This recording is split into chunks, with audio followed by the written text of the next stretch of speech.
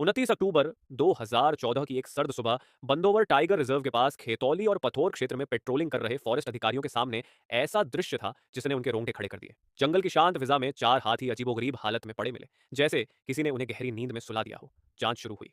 अगले कुछ घंटों में ही और 6 हाथी गंभीर हालत में पाए गए। 3 दिनों के भीतर 13 हाथियों के झुंड में से 10 की मौत हो चुकी थी। इस घटना ने पूरे इलाके में सनसनी फैला दी। यह सिर्फ एक दुखद घटना नहीं थी, यह किसी गहरे रहस्य का संकेत दे रही थी। मृत हाथियों के पोस्टमार्टम में उनके पेट में कोड़ो मिलेट नाम की फसल मिली। यह फसल कठोर परिस्थितियों में उगने वाली मानी जाती है, लेकिन जब यह पानी या नमी के संपर्क में आती है तो यह एस्परगिलस और पेनिसिलियम फंगस से संक्रमित हो सकती है, जिससे यह जहरीली बन जाती है। पर सवाल यह है, क्या यह फसल ही इतनी खतरनाक है कि इन विशालकाय जीवों को मौत के घाट उतार दे? 1934 में तमिलनाडु में ऐसी ही एक घटना हुई थी, जब 14 हाथी कोड़ो मिलेट खाने के कारण मारे गए थे। लेकिन क्या यह घटना उसी घटना की पुनरावृत्ति है, या फिर कुछ और बड़ा और भयावह सच हमारे सामने आने वाला है? क्या यह सिर्फ एक हादसा है, या फिर यह मानव वन्यजीव संघर्ष का हिस्सा है? कुछ विशेषज्ञों का मानना है कि इतने बड़े पैमाने पर हाथियों का इस तरह मरना एक साजिश का संकेत भी हो सकता है। क्या कोई इन फसलों को जानबूझकर यहाँ फैला रहा है? जंगल में हर तरफ सन्नाटा है।